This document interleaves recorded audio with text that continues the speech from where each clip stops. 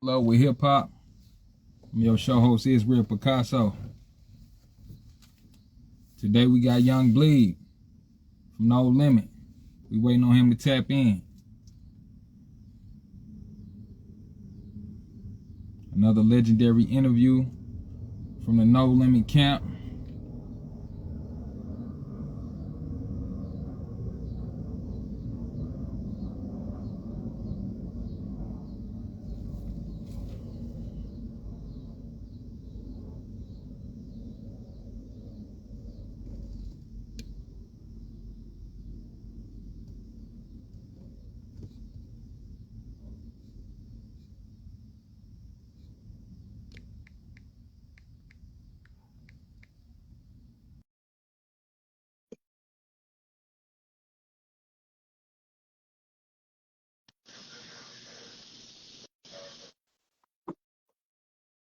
Yeah, welcome to When I Fell in Love with Hip Hop.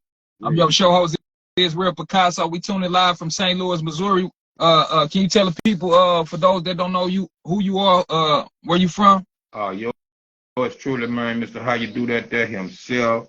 You know what I mean? From the bottom of Southside, Baton Rouge, Louisiana, man. You know what I mean? Concentration camp, No Limit, priority records, man. Farmer artist, was good, was hood, was happening. Okay, how was it for you growing up in Baton Rouge, Louisiana?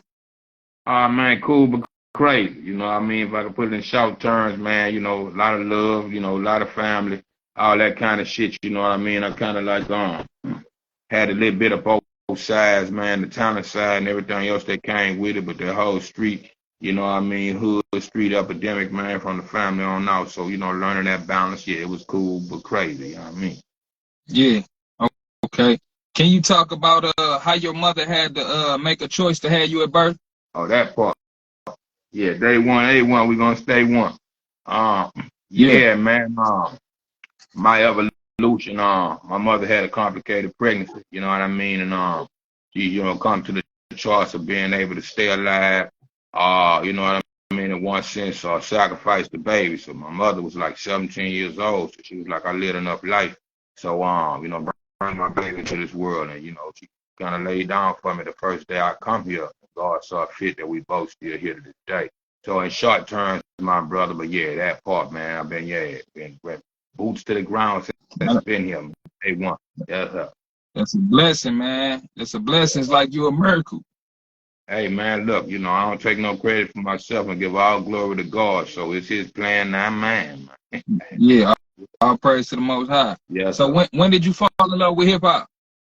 Man, somewhere like 1982, 1983, you know, right with the evolution. I was digging it, but my glitch came somewhere along that time. You know what I mean? I was getting what I could from New York. I had a cousin we called Panuna, man. Donna Morris used to go to New York every summer and bring tapes back and record Kiss FM, you know, rest in peace to the OG Mr. Magic, you know, shouts out DJ Red Alert, you know, that type of shit. So he'll bring me all what was going down in New York before so a lot of my craft come from all that craftsmanship, you know, those type of things.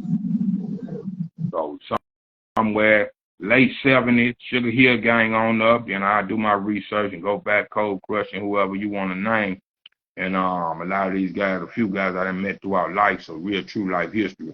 On up until the present day, but pretty much, yeah, them 70s and them 80s, my brother.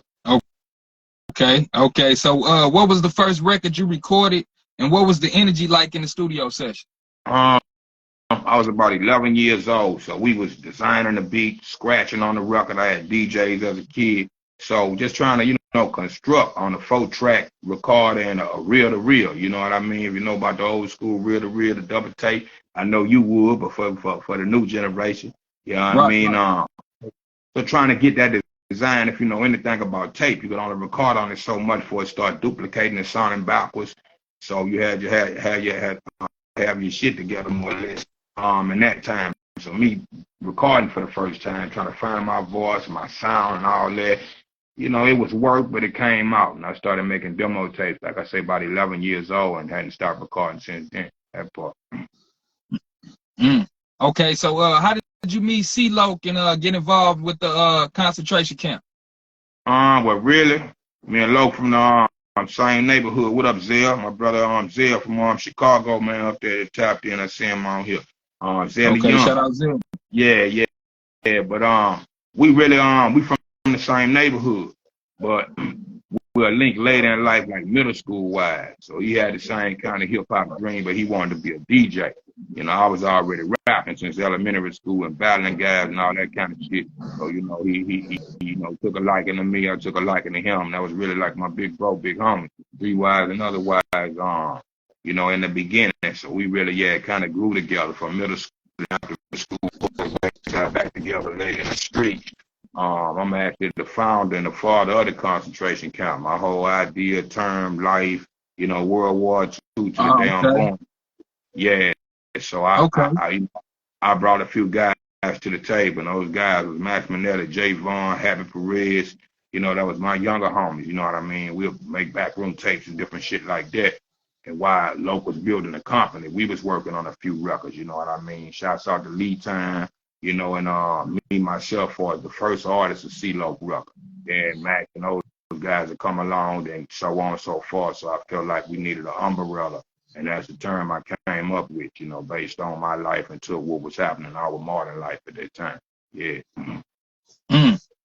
Okay. Okay. So how you do that there, man? Who inspired the title and the message, and who produced it for those that don't know of this new generation?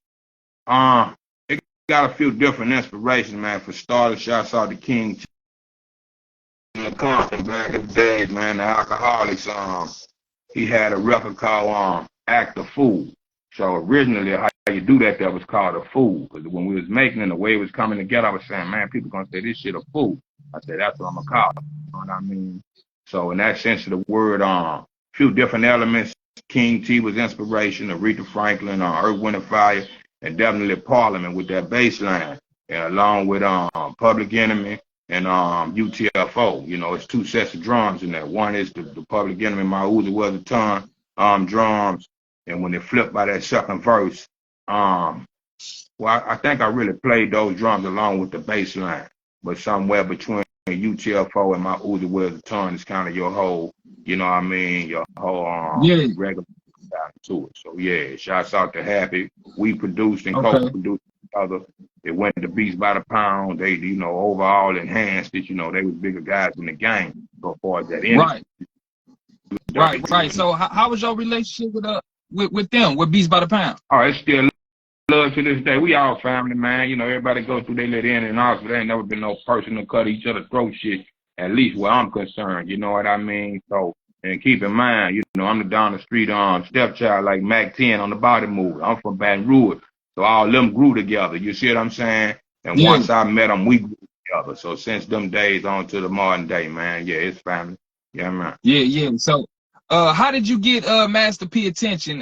Did he reach out to you, and what was the conversation like? Yeah, and that sense of the word, but really him and Loc had the connection with each other. Both of them had label, C-Loc Records and No Limit Records. So just in the midst of networking, man, we'll have to go to New Orleans to do certain things. I didn't know P and them had relocated to Baton Rouge. So just in that intertwining where I don't know directly what day I wasn't there with him and P, he got a story the way he met or somebody turned him on to P. So they started doing different work. That's wrong. I would meet P. And around that time, we was working on the self-titled Concentration Camp compilation. Everybody was getting a solo shot on that. So that was my first solo joint on a label versus backing up the first two C-Loc records. You know what I mean? So in the midst of that, P liked that record from the way I got it. And, you know, offered me, it made me an offer I couldn't refuse. You know what I mean? A possible connected priority record, Sunset Boulevard, Sunny, California. Video, the whole nine, record deal and all that. And it was just the right thing at the right time. Right when he was at his highest, you know, on his way tour with the Body movie and all that. It released on the Body soundtrack, Summer '97. Right, and that's what I was gonna ask you, man. What was your reaction to that, man, when you first heard it on the soundtrack, man? Did you like what you feel like? Damn, like I made it. Absolutely. You know, I was blown away. You know, P and them spoiled me, man, when I come in the game. You know, a beautiful thing, beautiful time. I don't take nothing. I tell him he's one of the greatest entrepreneurs. You know what I'm saying? So having a bigger connect than our local regional connect that took us to California, and it was welcome to California for me in '97 for the first time. You see what I'm saying? That type of thing. So yeah, you could only imagine, you know, from the hood to Hollywood in that sense of the word. So anything that I wanted, you know what I mean? You see the video, man, Bentley to the yacht and all that Yeah. kind of shit. So imagine doing just on the passerby. So when I was out there, the best hotels, you know, I predominantly stayed on Sunset Boulevard. I dipped through the hoods, you know, and the Right. guys in the hood, some of your favorite rappers to say, hey, Bleed, go back to the room, don't get caught up out here. So that kind of shit, Yeah. I'm coming to what it is. So it was a Right. beautiful Right. thing and it's true, man. Absolutely. 100. Okay, so My Balls and My Word album debut 1997. Yep. A year after Tupac passed away, did you feel like you had pressure being from the South in the rap game? You know, like for us, like with everything going on.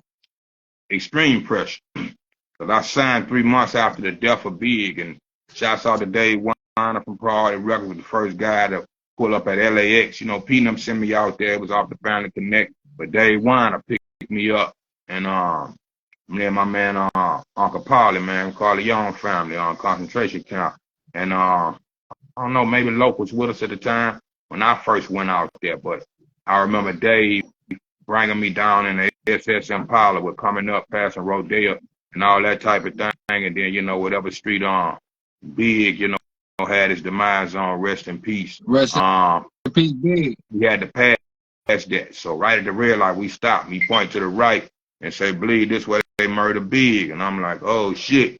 So I'm a 22-year-old kid. You got to keep in mind. You see what I'm saying? Mm-hmm. This shit, the Baton Rouge compared to the world and definitely California. So I'm blown away. That oil is still in the air. So, you know, certain things helped me to introduce straight to Sunset Boulevard.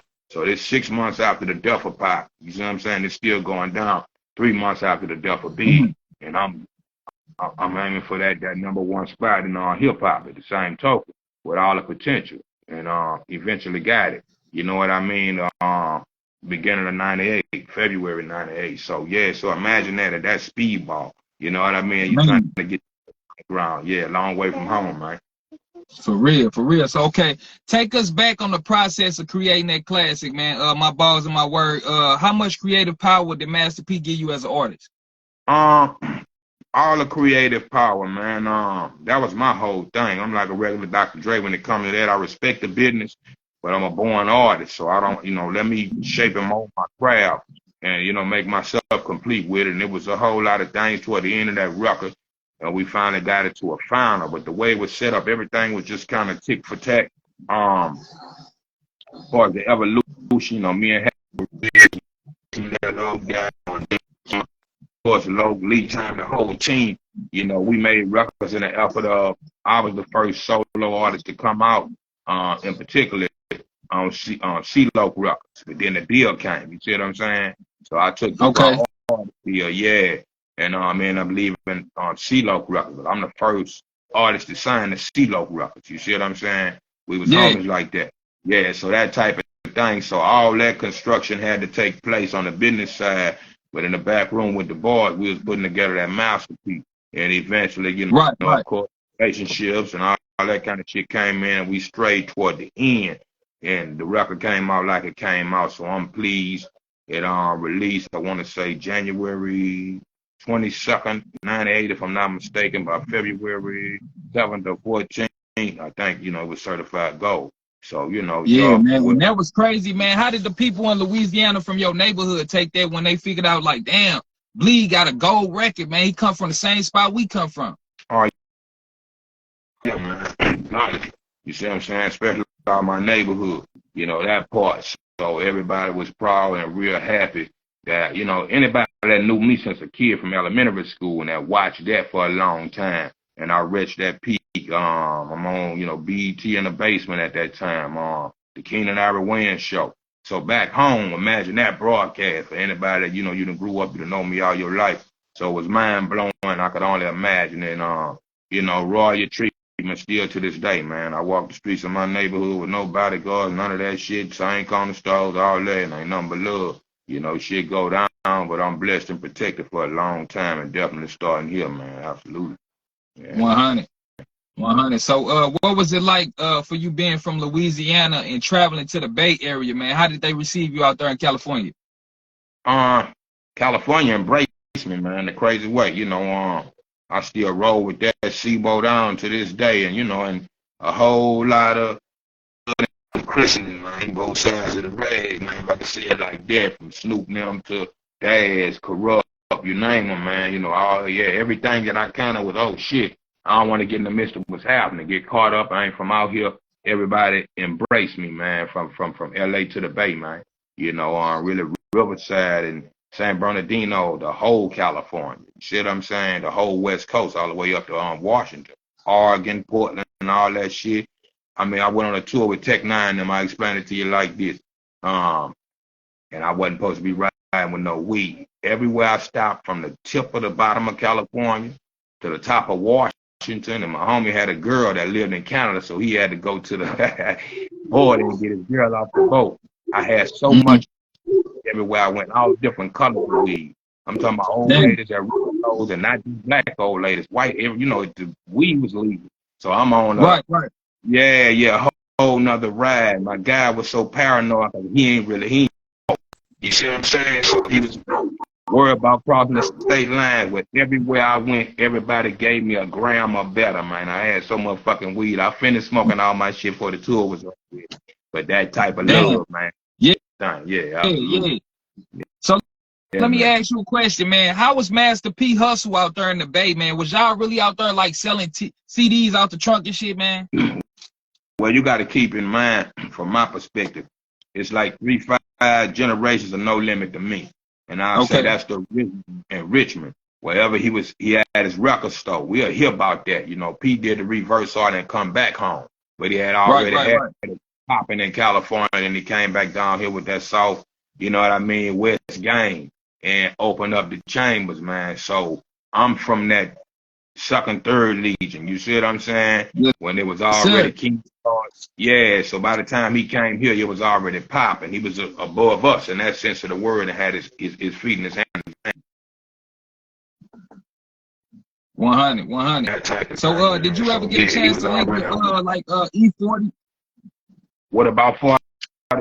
Now, I said, did you ever get a chance to link with E40, Too Short, Be Legit? Any of them? Oh man, that's my family, man. Right now, Shaw, Be Legit, 40, Sugar T, Muggsy, Cell. Me and Cell got some records. Me and 40 had never did a record. Me and Sharp got a couple of.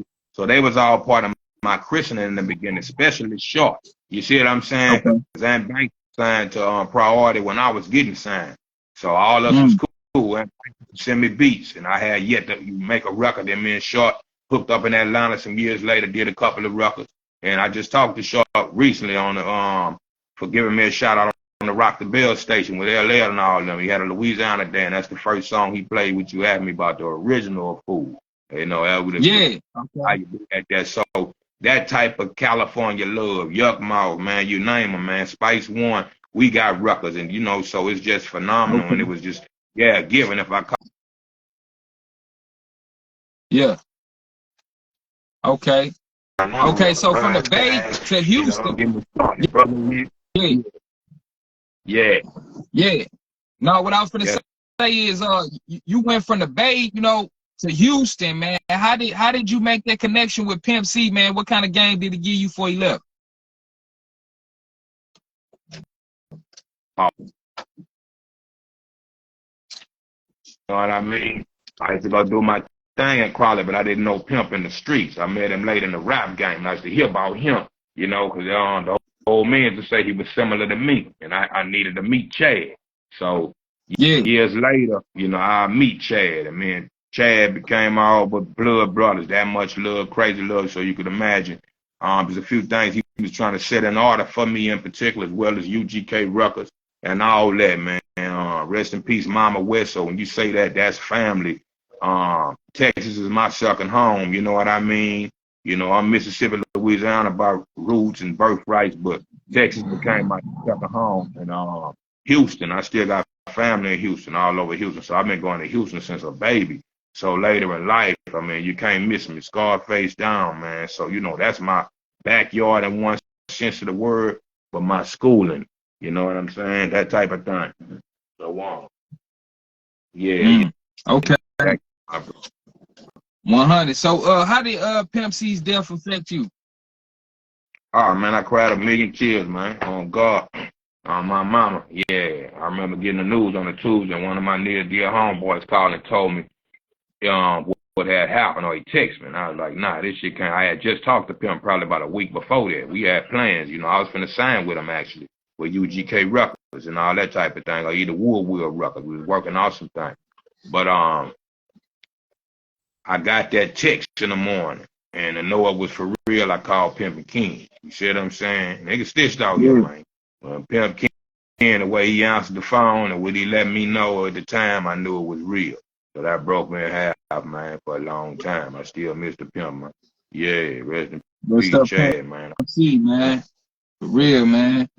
So how did you meet Pimp and Ken, man? How you get to chop it up with him, man? Did you meet him through Pimp C, or how did that happen? Nah, really, we all, anybody might meet you around 20 niggas. But I'm Nelson Mandela. I'm gonna come meet everybody individually, and we stay connected. And we had these times in episode Magic Mom. It was the same way with Pimp and Ken at Southern University on the tour. You got to keep in mind, you say Pimp and Ken, a lot of people stop at the pimping, but that's one of the greatest entrepreneur niggas out there, Uncle Pimpin', man. So, far as philosophy and everything else, and just connection and his love for music and his hand in. He one of the few pimps that really fuck with this music all the way hard body, God body. So he on a tour with me, just speaking at Southern University. We linked from that, and we started doing a few things here and there. He the first person to bring me up to Milwaukee to the crib and all that kind of shit. And we grew near and dear over the years. You see, I call him Uncle Pimpin'. Nobody else in the world call him that but me. You see what I'm saying? So we still connected, man. Shouts out to HHF, the hip hop fraternity out there in Atlanta right now. I'm in the ATL. I'm through that with them on Monday nights and wherever we yeah, shout out Pimp and Ken, man. I had him on the show, man. That's on. Yeah, shout out him, man. For sure. And making mention, just for the pub, man, he had us all out there, a whole lot of us, 8-Ball, MJG, BG, Shauna, you name them, to be a part of that Best of Both Worlds movie that him and Pimp and Ken. And I'm in it for a slight second. But that type of shit with Unc, man, he'll put us all together. You know what I mean? And well established and well educated black man in America, man. One of my favorites. So that part, 100. So can you speak on how you got Boosie and Webby connected to Pimp C? Well, I didn't make that connect. Shouts out to Turk and Mel. Okay. I know Turk and Mel. See, the truth about that is, I hear, guys that tell me, hey, Pimp, I want you to come down the street if we was in a Lake Charles and Lafayette type of shit. 45 minutes, hour so span if we had shows around. So like I said, old men used to be trying to get us to connect streetwise, with Chad. And I couldn't, I show up with 20, 40 guys, and I can't just leave and go down the street, so it wasn't the right time and situation. But in real life, and let's talk dark-skinned, light-skinned brother. Mel is a dark-skinned brother. He introduced me to Pimp C. He put me on the phone with Pimp for the first time in Mama West. Turk being a light-skinned brother, he introduced me to Bun. We shouts out to Bun, man, so long time. We done been around each other a lot. How real her niggas is, man. You don't think to take a picture, let somebody whip that out. You just in a moment, and you chilling. So it's a lot of things that ain't documented far as that connection. But the whole connection that what you asking with Trill and with Webby and Boosie, man, shouts out, salute. It's on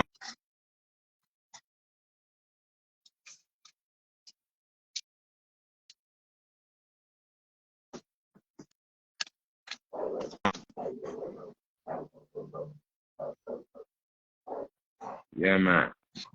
Yeah. You kind of chopped up a little bit. Can you run that back?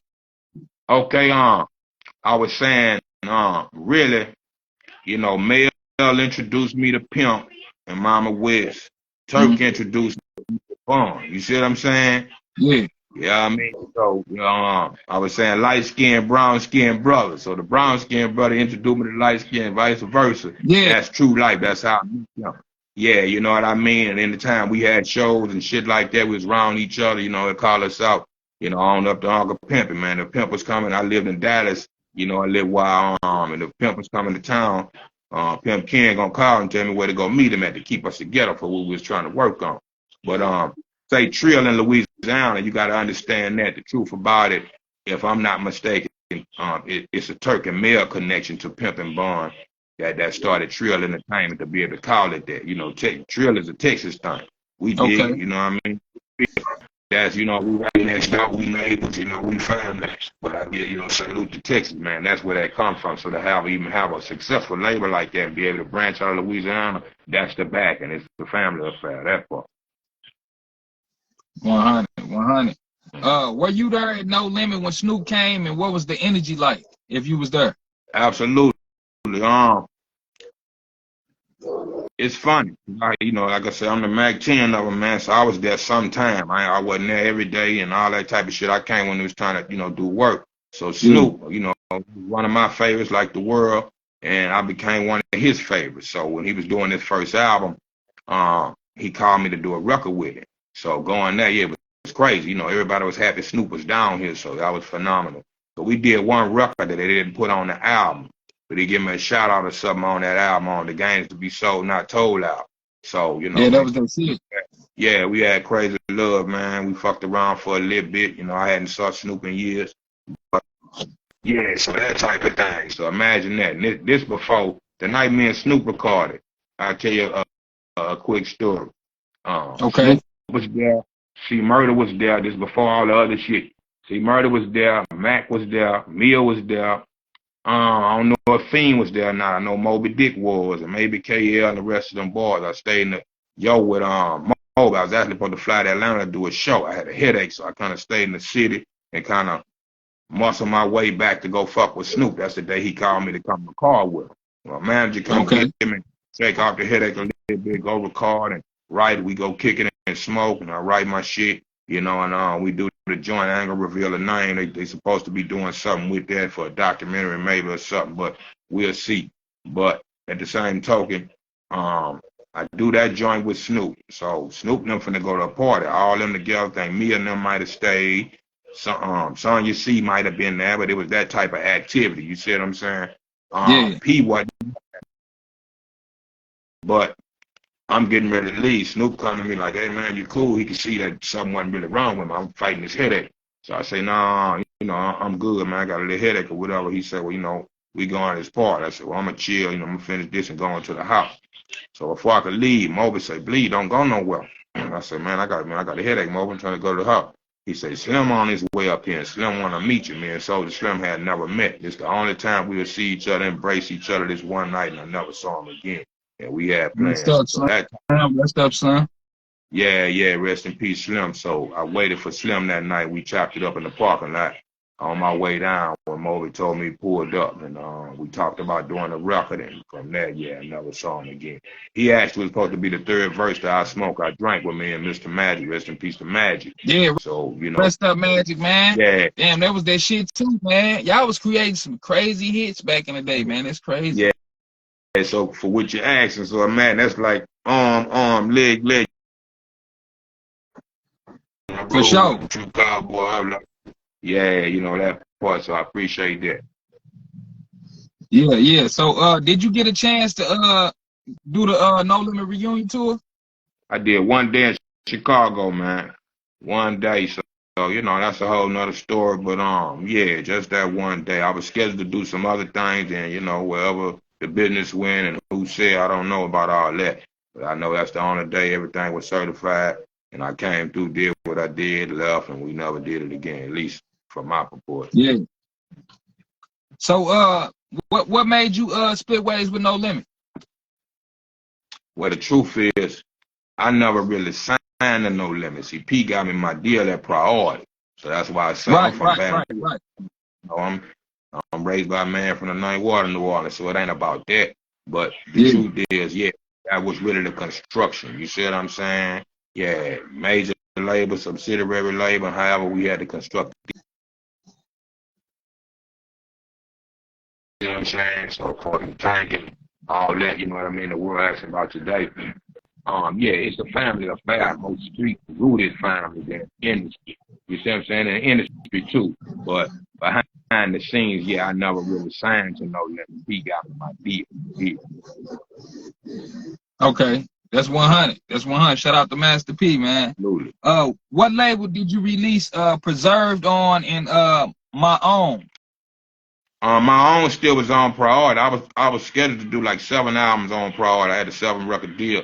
And then, you know, they ran into their great fold. You know, everything came tumbling down. So, that kind of forced my hand to go back independent.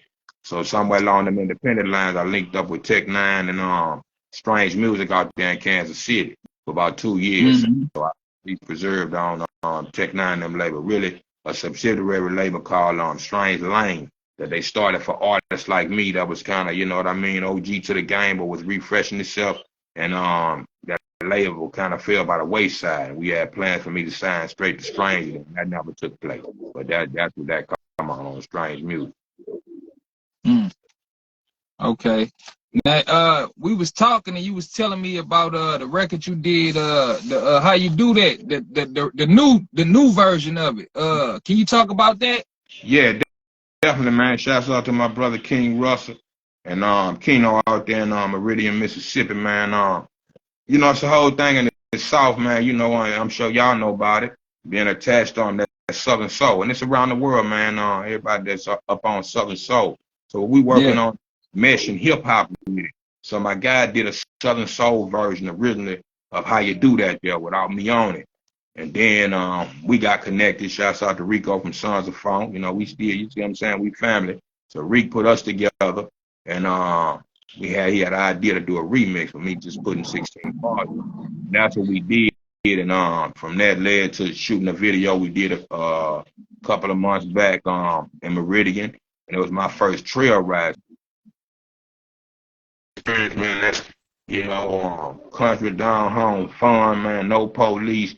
I mean, it's parts of Mississippi where the woods look like a club. It's all but roofed out.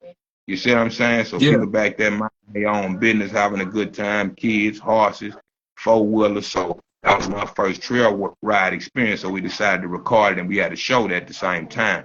So, and then different other elements of the video. So, man, shouts out to them guys again, man. Y'all fuck with that. Welcome to the trail ride. We pushing. Hold up. 100. Who are some upcoming artists from Baton Rouge, man, that you can spread the light on, that you can say you fuck with? Oh, man. Really kind of, it's so crazy scattered shit in my city, all but blood and crip shit. So everybody got their own thing out here. So a lot of artists I did, but I don't necessarily get into what's going on with them. And it's, some is family. You see what I'm saying? So it's real deep when you say that. And it's that hard to make mention. Yeah. You see what I'm saying? Yeah. That kind of, when I talk to you, I gotta go. After I talk to you, I gotta go outside. Not to say that I worry about nothing. Real.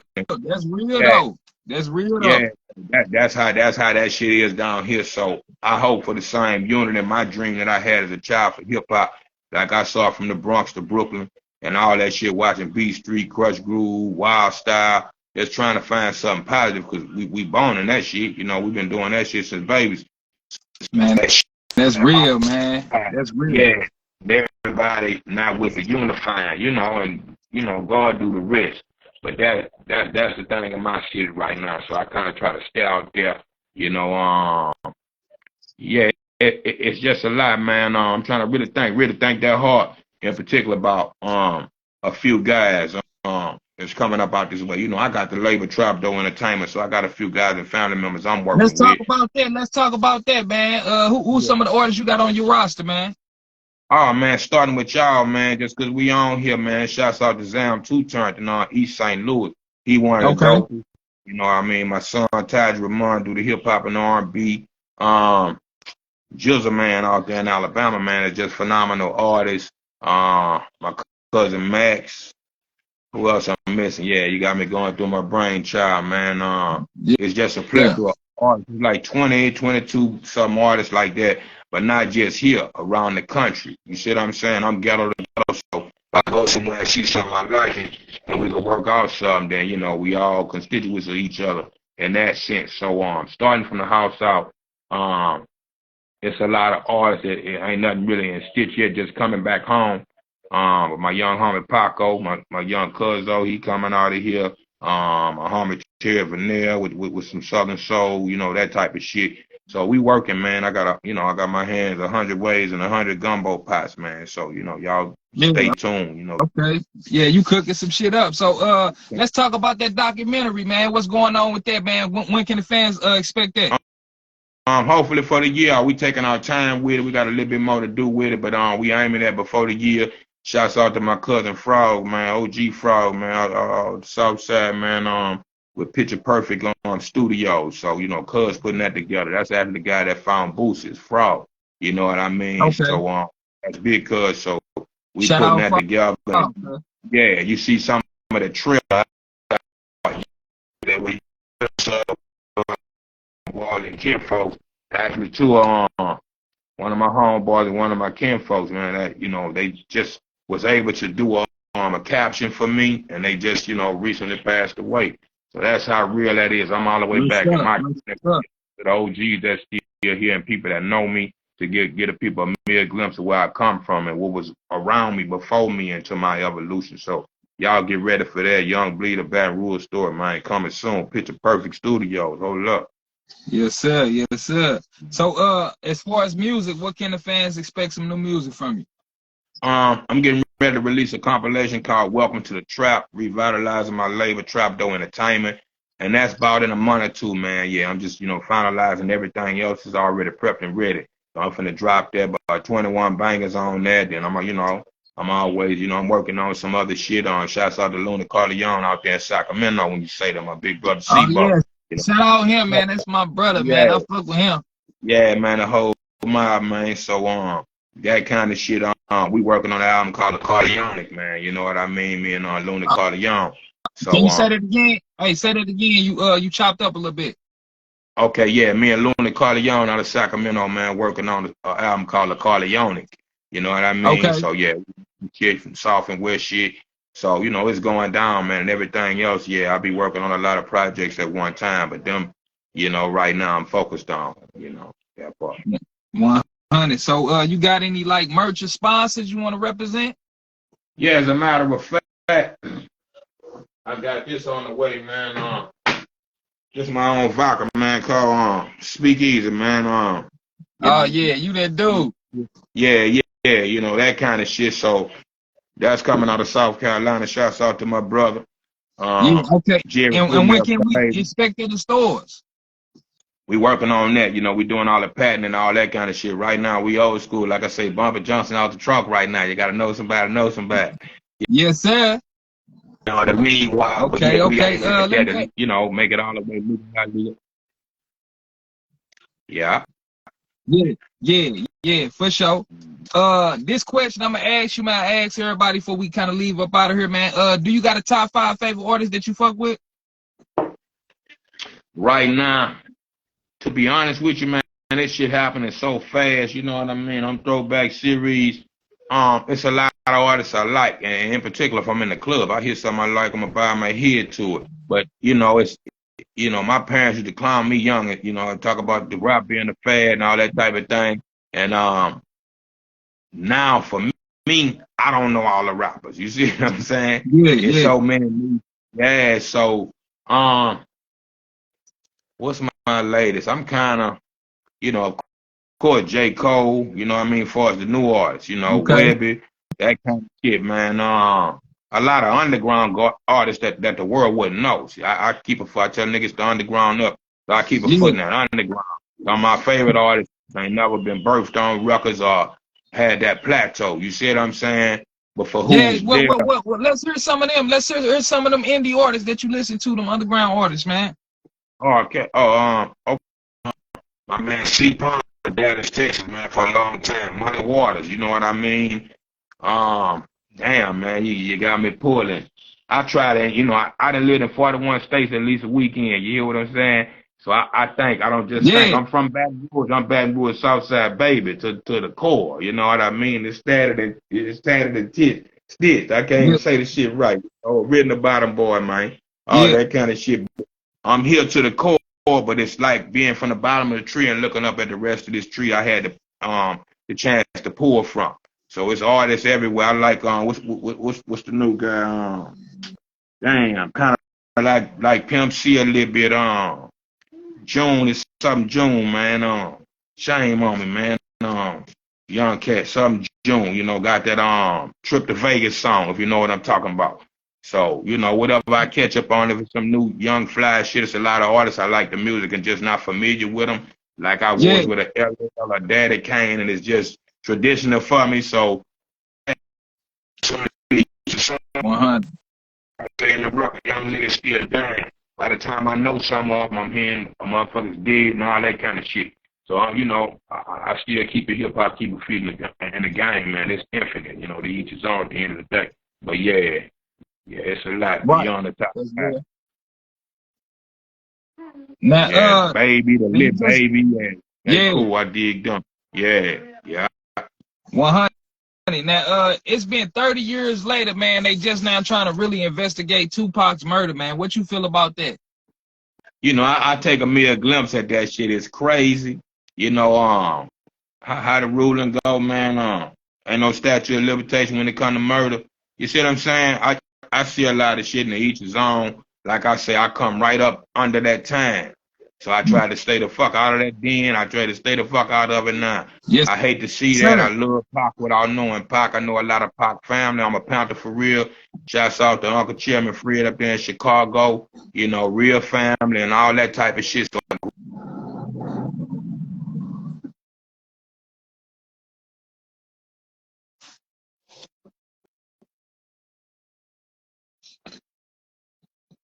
Instagram chopping you up. I saw that. Yeah, I'm saying the Outlaws. I went right to the Outlaws when I first come out there. You see what I'm saying? I walked right into the hands of that.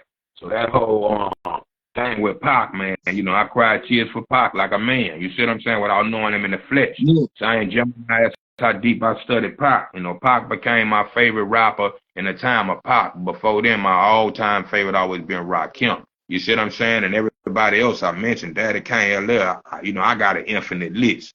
You see what I'm saying? Because I'm from them eras. I go for what they talking about, the top 5 people in hip-hop, you can't even graduate the shit like that. You got to go and say in the 70s, in the 10-year reign, who was Busy Beat. You see what I'm saying? Yeah. Then Cool Mo. Yeah, Cold Crush Crew. You got to go like that. You can't compare when a nigga was first learning how to record to what a nigga doing on the internet now. Come on, man. I ain't even saying it's a disadvantage, but it's a No, different no. time and That's space. real, though. We That's ain't real. got the same flow pattern, the thoughts. Some of the ABCs is still 26 letters last time I checked. So train scramble, you know what I mean?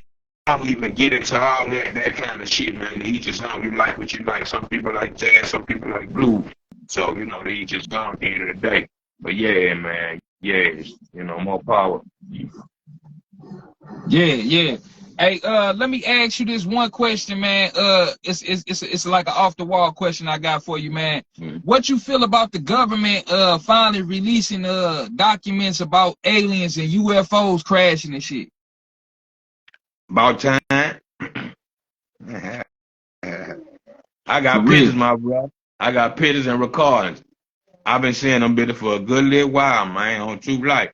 I heard Too Short say that in the interview. Flip my head out. See, the most least people you think you don't know what people go through. People get caught up in the record and like Ren say, you don't know me in the record, can't tell you. You see what I'm Yeah. saying? Depending on how you come up, where you grew up at, hey, yeah, it's real. You know what I mean? I used to look at that like twice. But I went from can't really be a skeptic when you come to that. When you think God, infinity, and universe, we one planet, we the only thing in this bitch breathing. Why make all this circumference? You see what I'm saying? That don't make sense when you look at that. So when I started seeing shit up close and personal, oh my goodness, oh God, I'll share some things with you one day. But I know for sure Yeah, because I yeah. saw We're gonna have to rap on that. We're gonna have to we're gonna have to build on that. Look, I For went real. from being man, I couldn't even be a skeptic. Let's go believer to a knower. some shit you know. That's Yeah, just what the hey man. yeah. Shit. That's What are you real. talking about? I don't fly planes no more, man. For real. For real. Hey. Yeah, yeah. So this the last question I got before we get out of here, man. When the last time you talked to C Murder, man, and what was y'all relationship like? Oh, that's my dog, man. That's my big dog. Free C Murder. I talked to Murder. Yeah. Corey. Let me say Yeah, free Corey Miller. within the last 2 years, shouts out to Cup Boy G De Niro. That's the president of True Records. That's the homie from New Orleans to Atlanta. And when I need to holler at C, he connects us. He keep up with him, all the trials and everything. So I keep my eyes and ears and pray for C. I hate what's happening with C. I talked to Mac since he been home.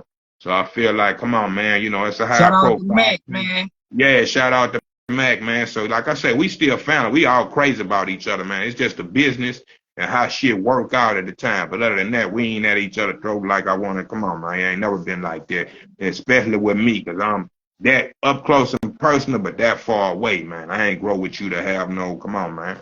Yeah. So that kind of shit. But yeah, C, yeah, within the last year and a half, man. So every now and again, I tap in with C. You know what I mean? Yeah, absolutely. So what you feel like when he had did that little hunger strike, man? How did that shit affect you? Like, damn, what was going through your mind? It hurt my heart because I don't want nothing to happen to him. I'm sure Dr. Saber did a hunger strike too. If he fast like he fast and ate that nutritious, he ain't eat the jail food, huh? What Dick Greg used to say, huh? Yeah, You asked me the for question, real. right? Yeah, so to keep him in that long enough, that old man was too long, if that's what happened, to fast that long, but you can't do that, man. You see what I'm saying? Yeah, I don't want to get deep into that, but that hurt my heart to know he even got to go through some shit. The man should have been home. He ain't do what the fuck.